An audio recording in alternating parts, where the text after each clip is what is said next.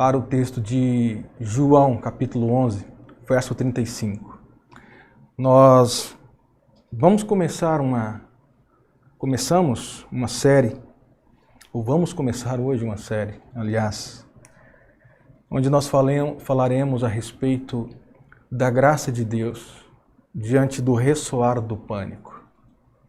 No meio do ressoar do pânico, a graça. No meio do sofrimento que vivemos, a graça. Então eu quero te convidar hoje para o texto de João. O Evangelho de João, capítulo 11, o verso 35.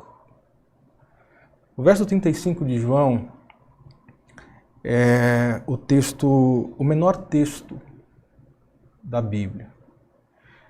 Eu queria me deter nele hoje. Evidentemente, eu vou fazer uso de todo o contexto desse verso, mas eu queria te chamar a atenção apenas para o verso 35 como leitura nessa noite. O Evangelho de João, capítulo 11, o verso 35 diz assim: Jesus chorou. Eu queria te convidar para uma oração nesse momento, para que esse tempo seja um tempo de confrontação pela palavra, seja um tempo de consolo para a alma, diante daquilo que Jesus quer falar para nós nessa noite. Ore no Espírito, peça aí a Deus que comunique ao seu coração a palavra dele, o que ele quer te ensinar nessa noite. Ore por mim, para que diante dessa câmara eu possa me expressar de forma que você também possa entender. Senhor, obrigado pelo texto de João, porque o Senhor usou o apóstolo João para escrever a revelação do Senhor e escrever esse relato tão pequeno, tão singular, mas de tanta importância para nós. E nós queremos aprender com o Senhor nessa noite. Aprender com o Senhor o porquê o Senhor chorou. Porque o Senhor verteu as suas lágrimas. Que o Senhor nos ajude, portanto, a compreender a palavra do Senhor nessa noite. Nós oramos assim em Jesus Cristo, o nosso Senhor e Salvador. Amém, amém. William Shakespeare, certa vez escreveu o seguinte: a cada manhã, novas viúvas pranteiam, novos órfãos choram, novos lamentos golpeiam a face do céu. Sabe que eu fico maravilhado com as palavras de Shakespeare? É que nos parece que a realidade dele, lá nos idos do século XVI para o século XVII, não era tão diferente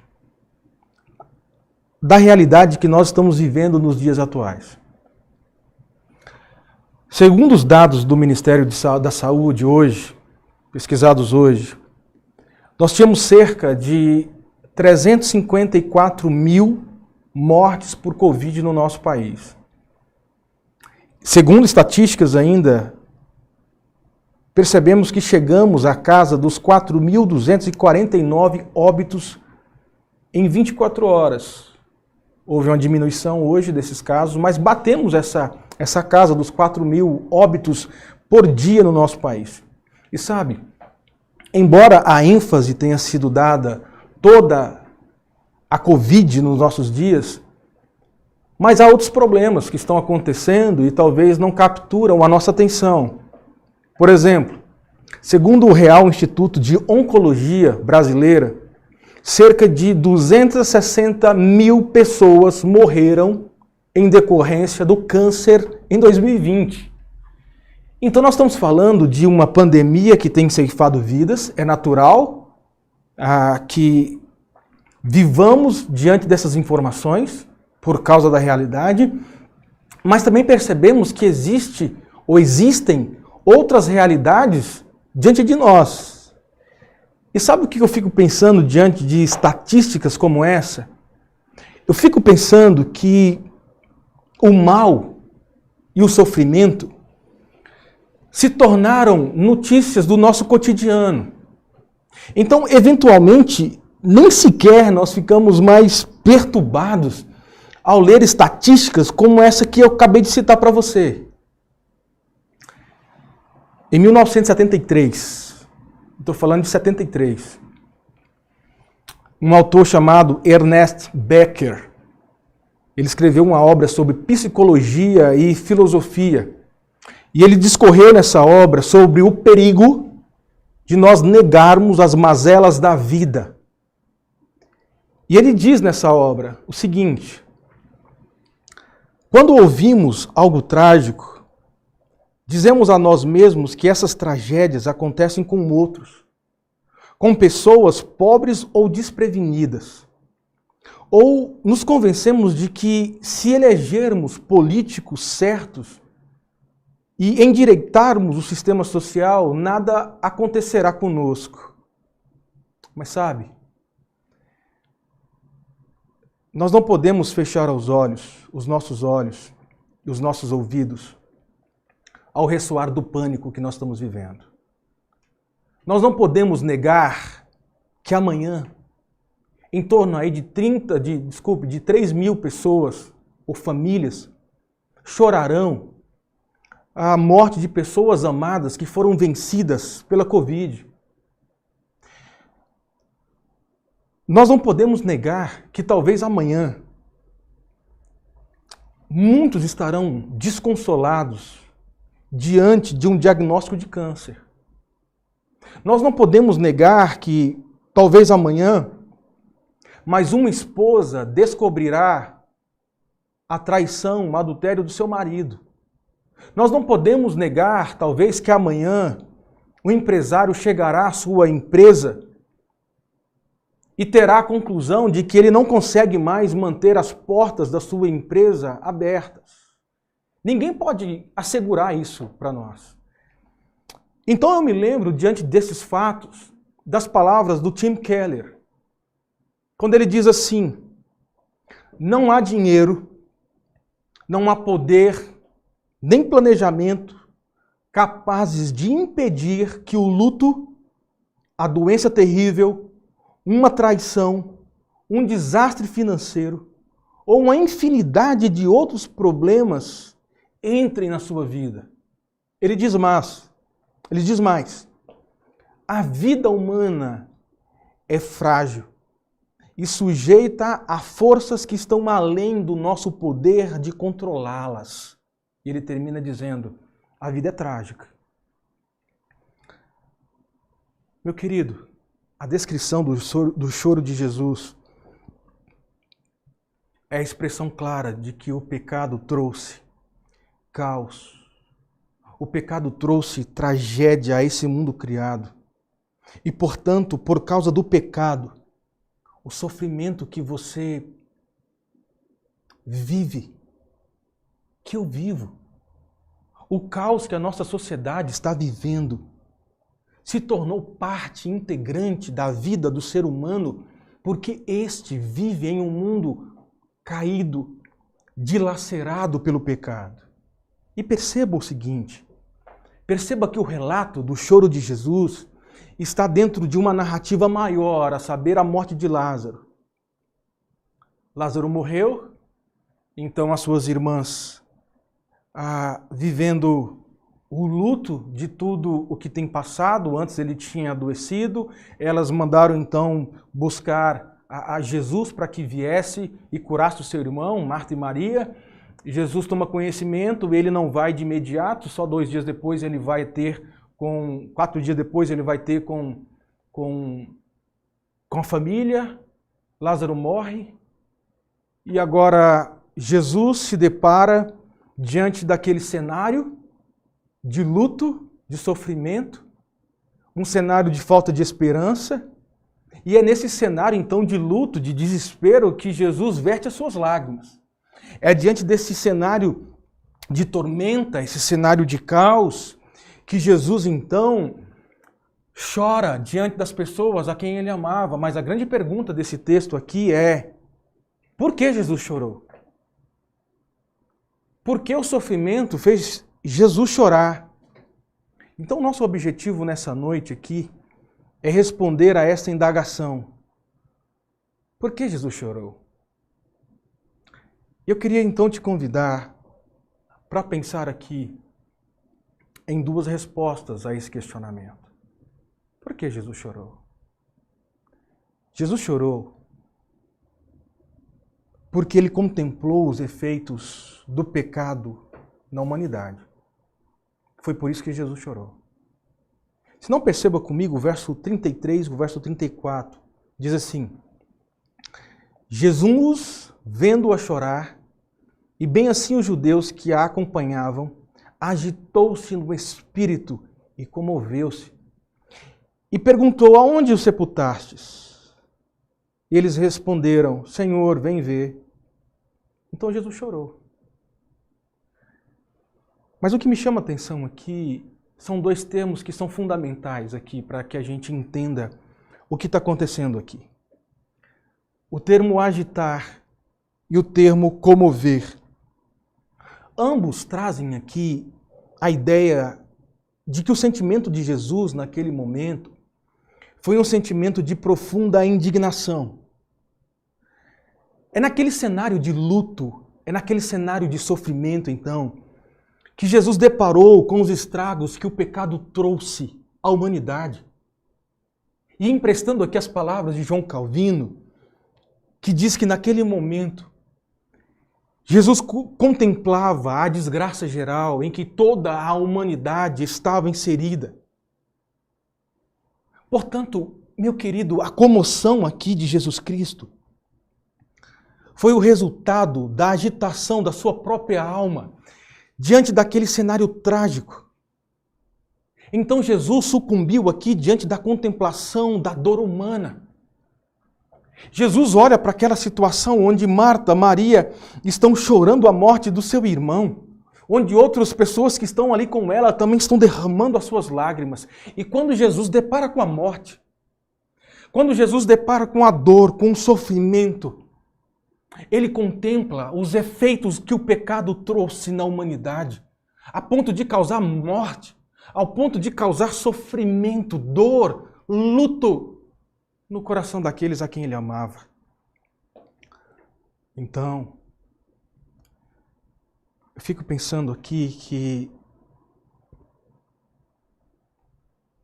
o Filho de Deus, ao se vestir da nossa carne,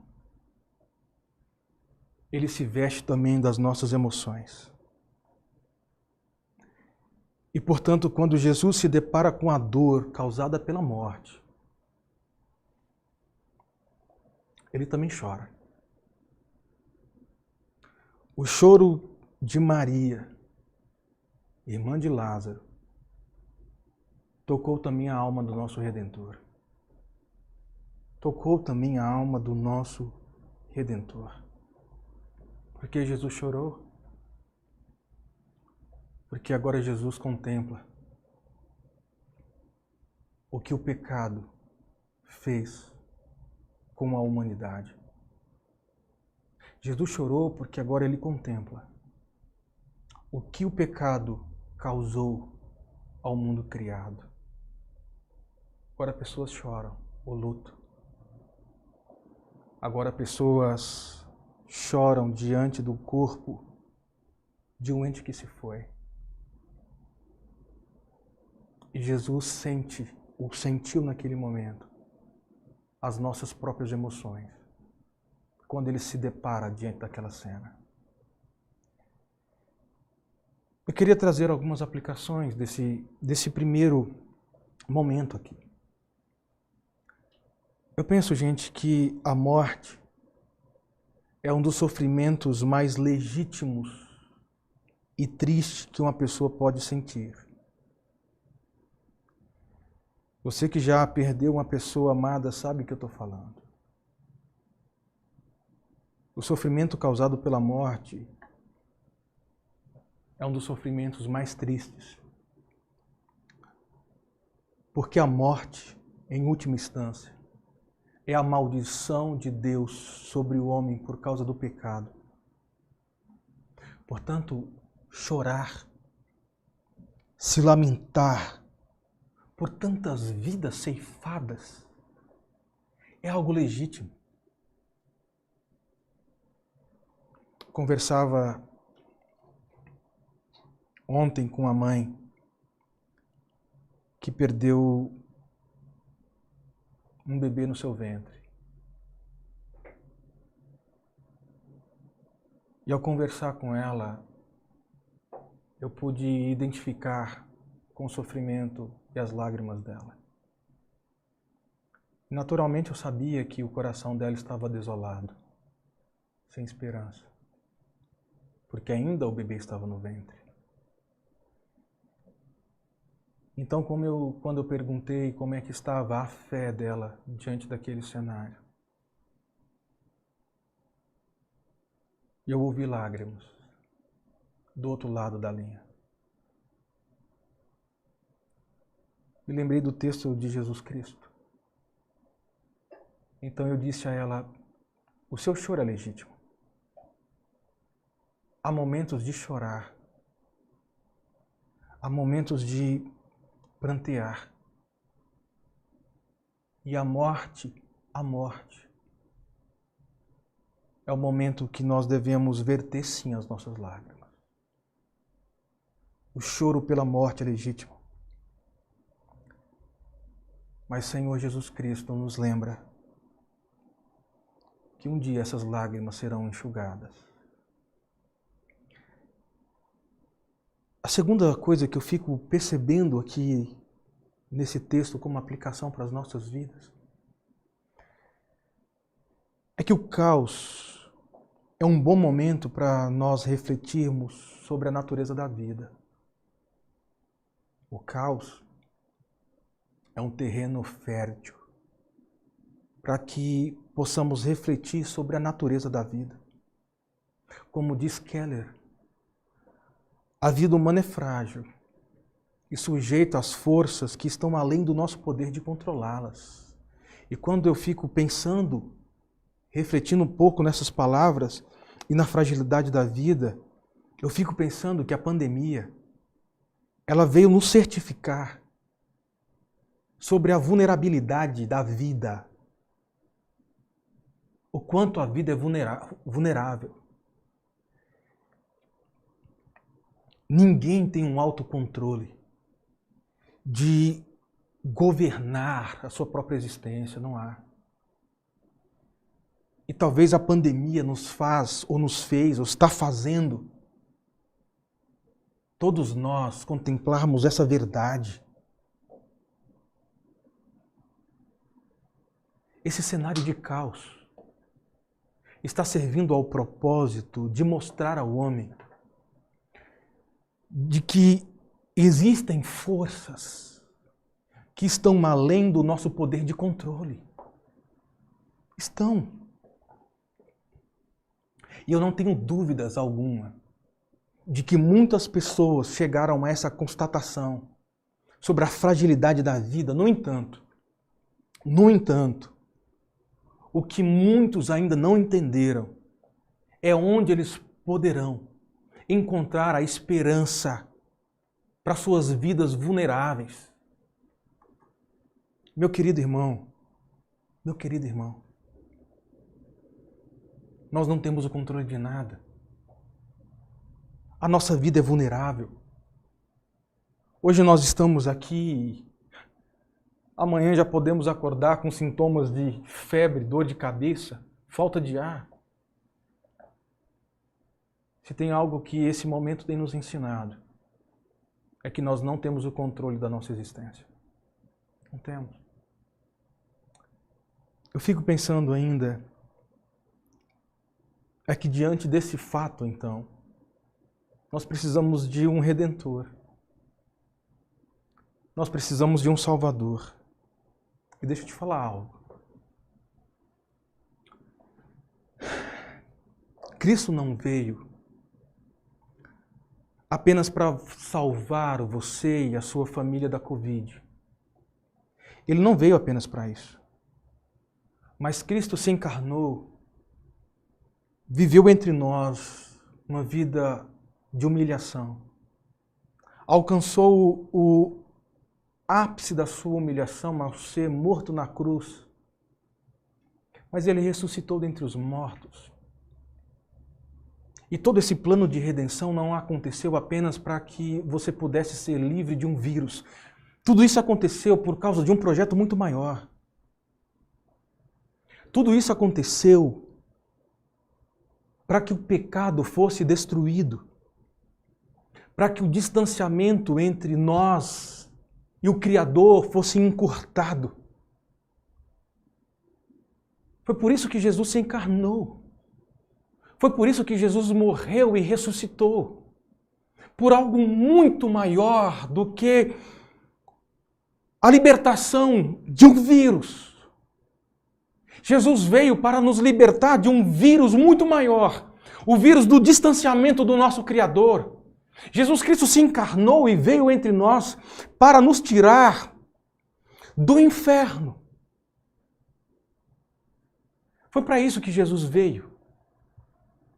E o choro de Jesus, que mostrava o seu sofrimento,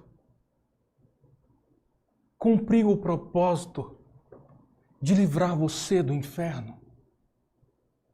Por meio do sofrimento e das lágrimas do nosso Redentor, hoje você pode ser salvo.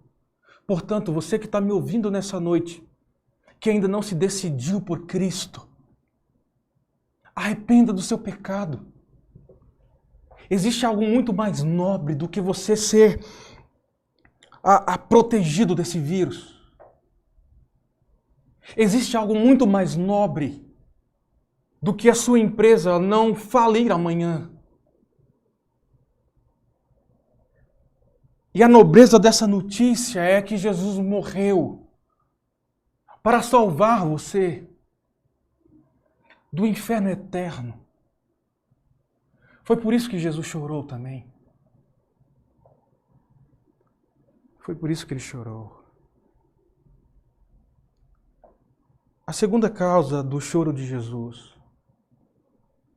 E os estudiosos dizem que essa primeira causa que eu citei, Jesus chorou por causa que contemplou os efeitos do pecado na humanidade.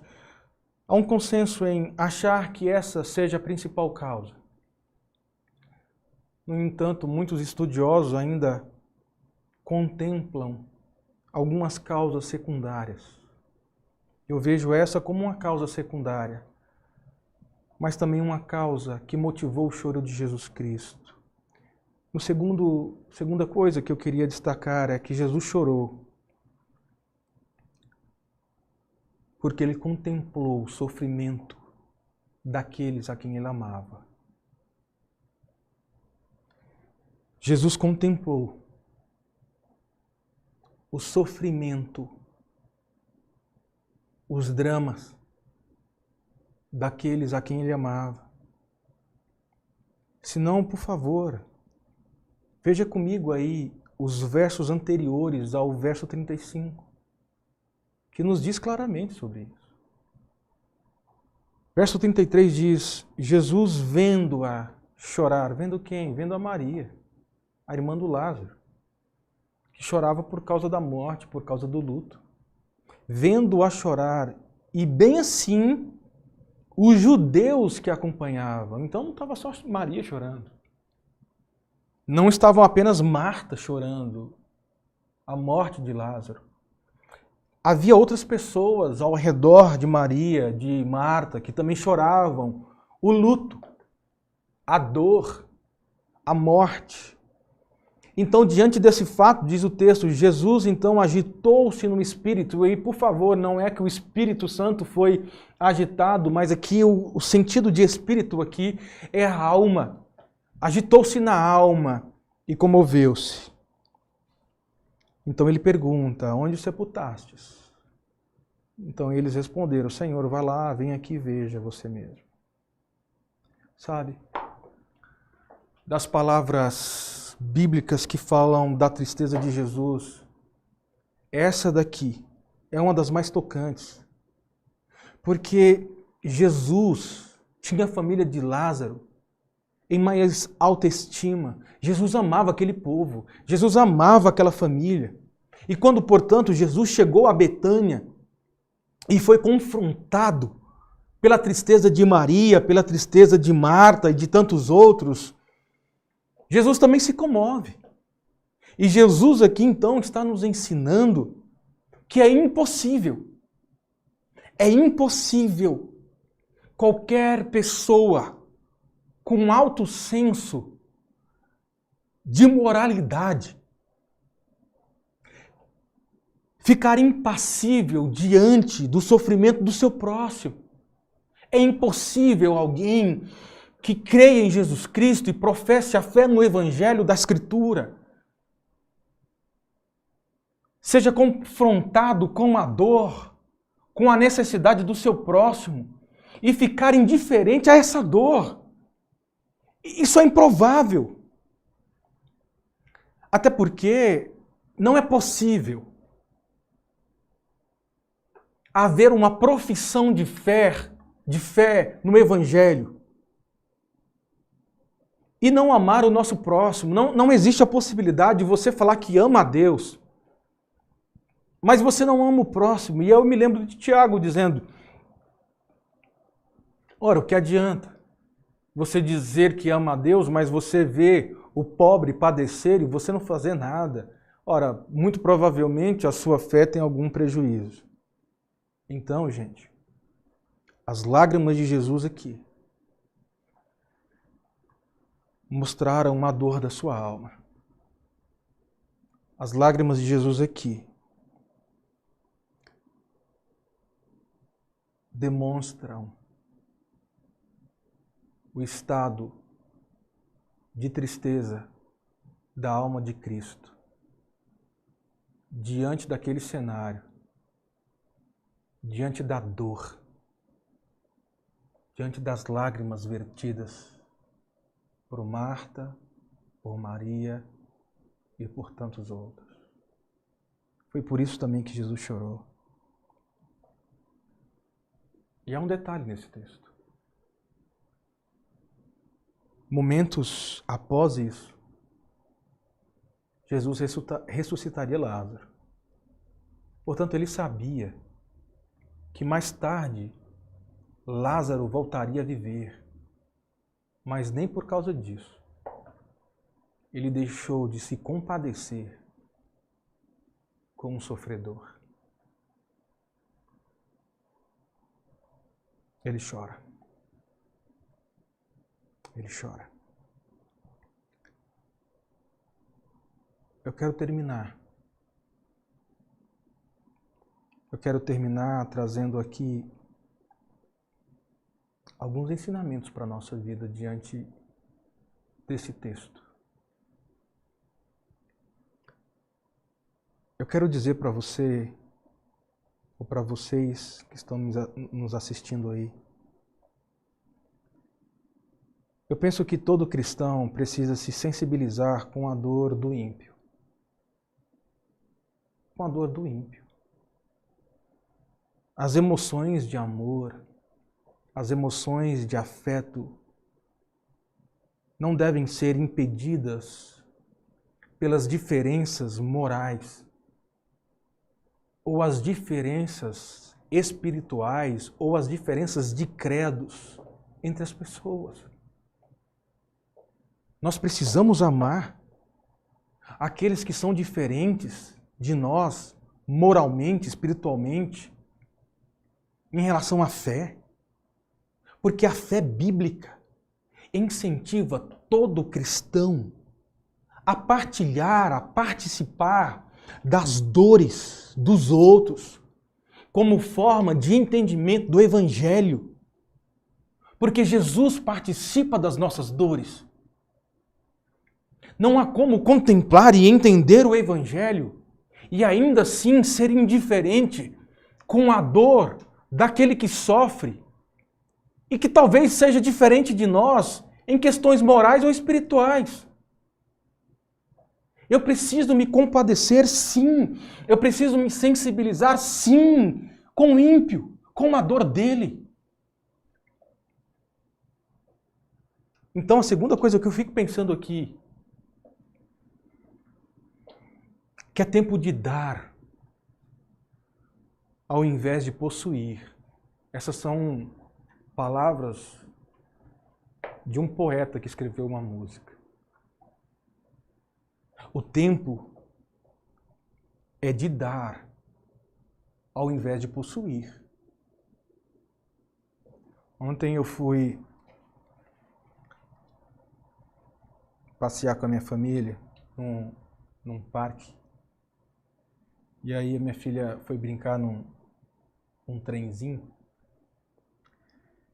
E aí quando ela se preparava ali, se higienizava para brincar, eu tive a oportunidade de conversar um pouco com o dono do trenzinho ali, o cara que mexe lá com o trenzinho.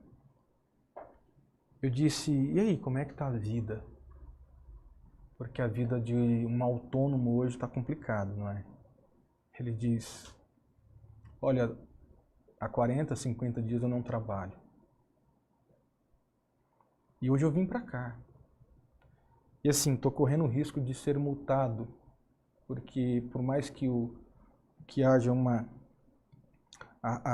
eu possa vir para cá, mas não pode acumular pessoas aqui, senão eu vou ser multado. E aí ele disse assim, e sabe, eu tenho que escolher entre vir e ser multado, ou ficar em casa e não ter nada, porque a única fonte de renda que eu tenho é essa. E eu tenho um filho doente, que precisa dos meus cuidados. Aquilo tocou meu coração, eu compartilhei isso com a Josi. Eu até brinquei com ela, nesse momento me deu vontade de ser muito rico.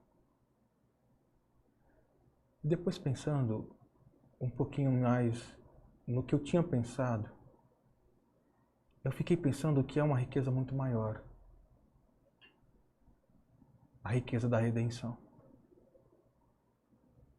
Mas enquanto a riqueza da redenção não chega na vida de muitos, nós precisamos ajudar aquele que está com fome. Nós precisamos ajudar aquele que precisa de um medicamento, mas não tem. Eu preciso olhar para o mundo pela mesma ótica que Jesus Cristo olhou. Eu preciso olhar para o mundo e ver a desgraça que o pecado causou nesse mundo e com as pessoas neste mundo. E os meus olhos devem ser olhos de compaixão, de repartir o pão,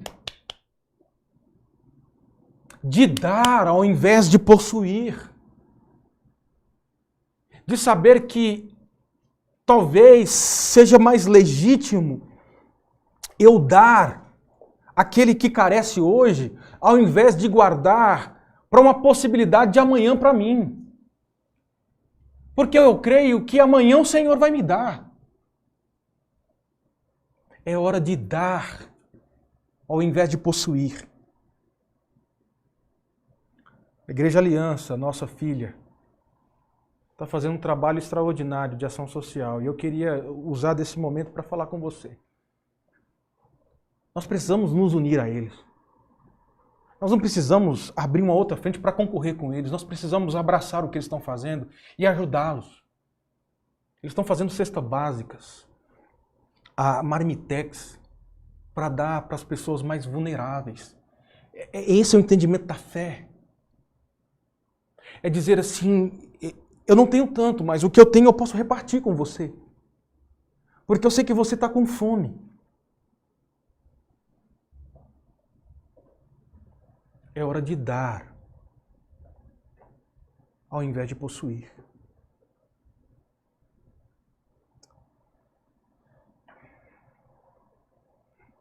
Meu querido, uma outra coisa que eu queria falar com você que está me assistindo aí. Eu quero dizer para você que Jesus se importa com o seu drama. Jesus se importa com o seu drama, com a sua dor. Talvez a sua dor não seja contemplada por uma pessoa que está ao seu lado. Talvez o seu drama seja menosprezado por uma pessoa que caminha com você e você se sente sozinho, abandonado, mal entendido. Mas eu quero dizer para você que por mais que pessoas possam não entender o seu drama, não enxergar o seu sofrimento, Jesus enxerga. Porque foi exatamente isso que ele contemplou em Maria. E o texto bíblico é claro em dizer assim, ao ver Maria chorando, ao perceber a dor de Maria, ao contemplar o sofrimento daquela mulher, ele se comoveu. Portanto, Jesus, sim, ele olha para você, ele olha para o seu drama, ele olha para o seu sofrimento e ele se comove, e não apenas se comove como um ser frágil, ao se comover, ele oferece redenção para você.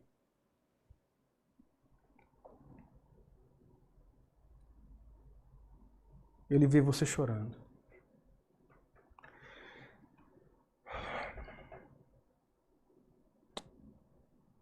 O que isso tudo tem a ver com a graça de Deus?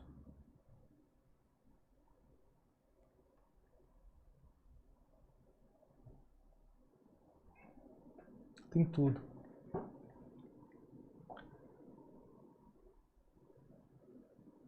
Porque há uma estreita conexão entre João 11:35 e Jesus chorou, com as palavras de Apocalipse, capítulo 7, que diz que Deus enxugará cada lágrima dos nossos olhos.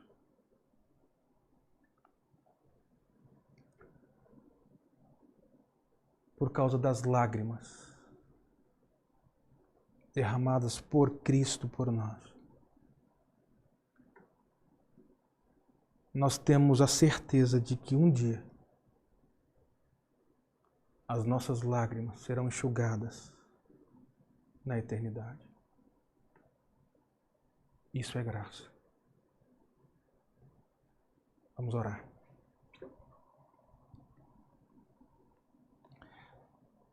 Enquanto nós oramos, o Lucas vai se preparar para tocar uma música final.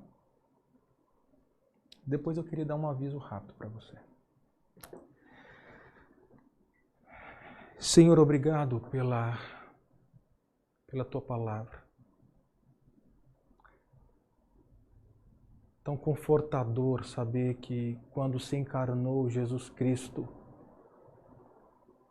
também encarna das nossas emoções. E sentiu sobre si mesmo, diante da sua natureza humana, a dor. Ele contempla a morte e consegue perceber o estrago que o pecado trouxe à humanidade. E com isso hoje nós temos a certeza de que um dia todos nós vamos desfrutar negativamente do sofrimento. Porque não há possibilidade de viver nesse mundo corrompido pelo pecado sem sofrer. Mas a esperança de que o nosso Redentor sofreu por nós, é que Ele verteu as suas lágrimas de dor, como também o seu sangue para nos redimir. E é confortante em saber que as lágrimas de Cristo foram fundamentais e necessárias para que as nossas lágrimas pudessem ser enxugadas quando estivermos na nossa casa. Quando estivermos à porta antes mesmo de dar qualquer passo adiante, entrando na nossa casa, nossas lágrimas serão enxugadas. E um dia, ao ressuscitar, todos os santos eleitos do Senhor terão seus corpos transformados, glorificados. E não haverá mais vírus, não haverá mais câncer, não haverá mais luto, não haverá mais nenhum tipo de velório, não haverá mais dor pela perda. Porque nós estaremos diante do Senhor para todo sempre. Mas até que esse dia chegue, que nós, como filhos do Senhor, possamos olhar para essas estatísticas, para esse cenário tão caótico, e sim verter as nossas lágrimas, e conseguir perceber o que o pecado fez com a humanidade. Como o pecado tornou o homem vulnerável, frágil. Mas que possamos também, ó Deus, olhar para o nosso cenário pelos óculos, pela ótica de Jesus Cristo e do Evangelho. Que eu possa amar, que eu possa sentir afeto pelo sofrimento do meu próximo, seja ele convertido ou não, cristão ou ímpio, que eu possa me compadecer da sua dor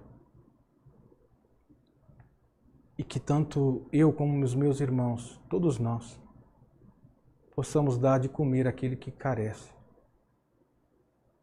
possamos dar ao invés de possuir.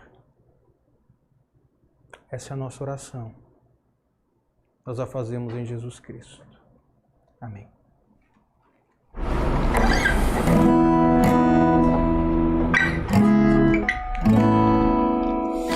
Tu és soberano sobre a terra, sobre os céus, tu és Senhor absoluto.